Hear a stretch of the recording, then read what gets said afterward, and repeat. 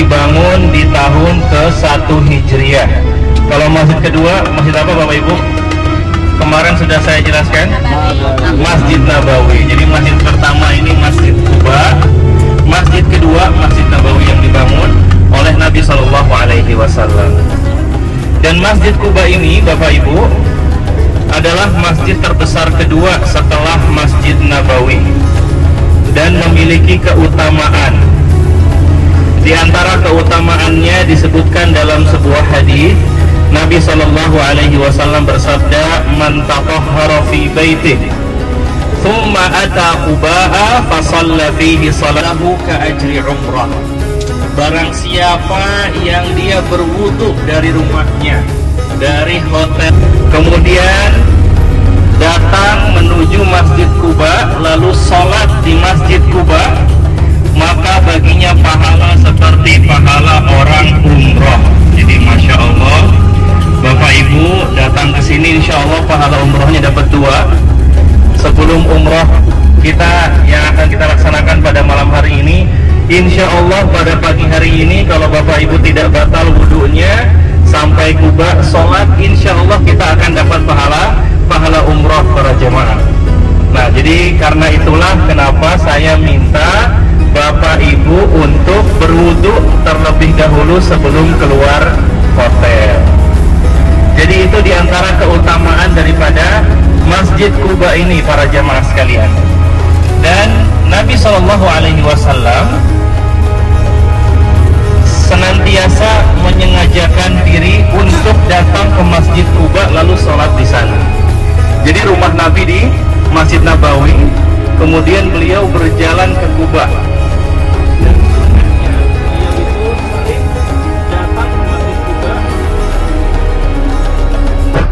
Dan sunnahnya para jemaah, Nabi ini sering datang ke Masjid Quba di hari Sabtu. Nah ini Masya Allah, kita hari ini bertepatan di hari Sabtu ini. Ini pahalanya berlipat-lipat ganda lagi. Ke Quba hari Sabtu, sudah berwudu dari hotel lalu sholat di sana. Nanti di sana sholat apa? Silahkan nanti boleh sholat tahiyatul masjid. Setelah itu dilanjutkan dengan sholat duha, ya. Jadi sholat tahiyatul masjid lalu sholat duha. Jadi para jamaah sekalian, ini diantara keutamaan yang dimiliki oleh Masjid Quba. Para jamaah yang semoga dirahmati Allah Subhanahu Wa Taala. Dan diantara kebiasaan Nabi Shallallahu Alaihi Wasallam juga berjalan ke Masjid Quba, entah dia berjalan kaki atau terkadang Nabi juga menggunakan kendaraan. Jadi tidak selalu jalan kaki, tetapi Nabi juga ada beberapa waktu jalan ke Masjid Quba menggunakan kendaraan seperti hewan tunggangan. Jadi insya Allah apa yang kita laksanakan pada pagi hari ini sudah sesuai dengan apa yang dilakukan oleh Nabi Shallallahu Alaihi Wasallam. Dan sekarang juga Bapak Ibu, pemerintah Arab Saudi sudah membangunkan jalan khusus bagi siapa saja yang mau berjalan kaki dari Masjid Nabawi ke Masjid Quba.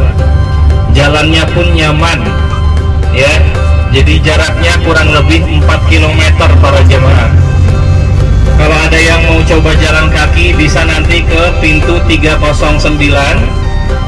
Kalau kemarin kita sudah berkunjung ke Masjid Al-Ghamamah, nah lewat situ Bapak Ibu bisa lurus terus, nanti ujungnya akan sampai ke Masjid Quba. Jadi Masjid Quba ini sekarang pun sedang dilakukan perluasan para jemaah sekalian. Rumah-rumah yang ada di sekitar Masjid Quba juga sudah sebagian sudah digusur, ya, untuk perluasan Masjid Quba ini, karena memang masjid ini adalah masjid bersejarah, masjid pertama yang dibangun oleh Nabi Shallallahu Alaihi Wasallam. Para jamaah yang semoga dirahmati Allah Subhanahu Wa Taala. Kemudian di sebelah barat 38 meter di bagian barat dari Masjid Quba, dahulu ada sebuah sumur, ya. Ada sebuah sumur yang dinamakan dengan Sumur Aris. Aris ini adalah nama pemilik sumur yang ketika itu adalah orang Yahudi. sumur Aris ini bagaimana kisahnya?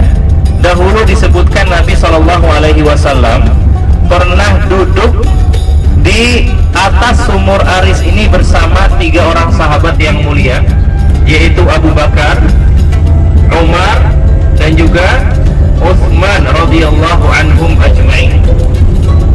Diriwayatkan Nabi pernah duduk di atas sumur mencuci kaki beliau bersama ketiga orang sahabat ini. Dari hadis ini para ulama mengambil pelajaran bahwasannya sebelum Nabi wafat pun sudah ada isyarat bahwasannya setelah Nabi meninggal dunia nanti ketiga orang ini akan menjadi pemimpin pengganti daripada Rasulullah Shallallahu Alaihi Wasallam. Yang pertama ada sahabat Abu Bakar, kemudian sahabat Umar, dan yang terakhir Utsman bin Affan radhiyallahu anhum ajma'in.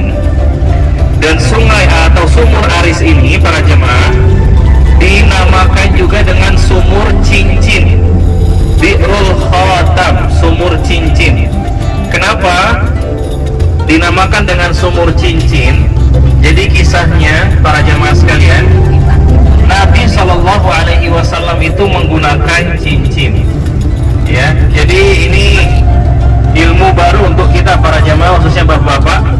Laki-laki itu disunnahkan menggunakan cincin, bapak ya. Tapi cincinnya bukan cincin emas. Cincin apa? Cincin perak.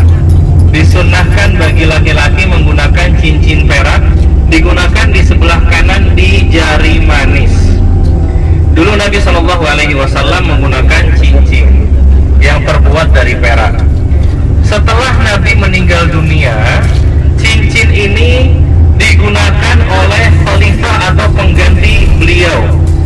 Maka yang pertama kali menggunakan cincin beliau setelah beliau wafat adalah Abu Bakar As-Siddiq radhiyallahu anhu. Setelah Abu Bakar As-Siddiq radhiyallahu anhu meninggal dunia, cincin ini berpindah jadi digunakan oleh Umar bin Khattab radhiyallahu anhu.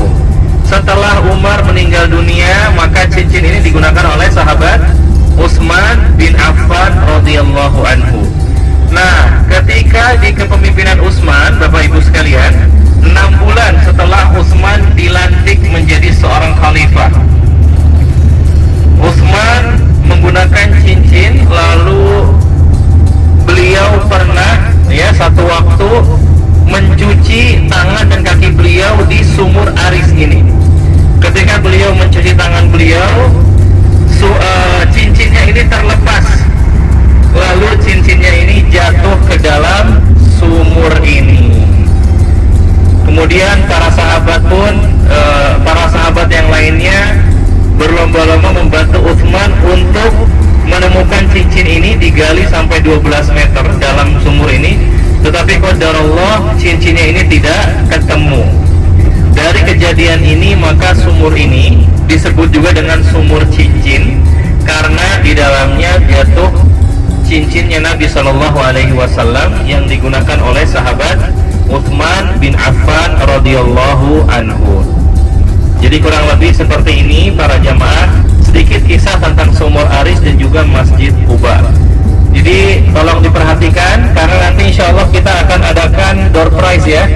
Kita akan berikan pertanyaan, yang bisa jawab insya Allah akan ada hadiah dari Safar Berkah Bersama Travel insya Allah.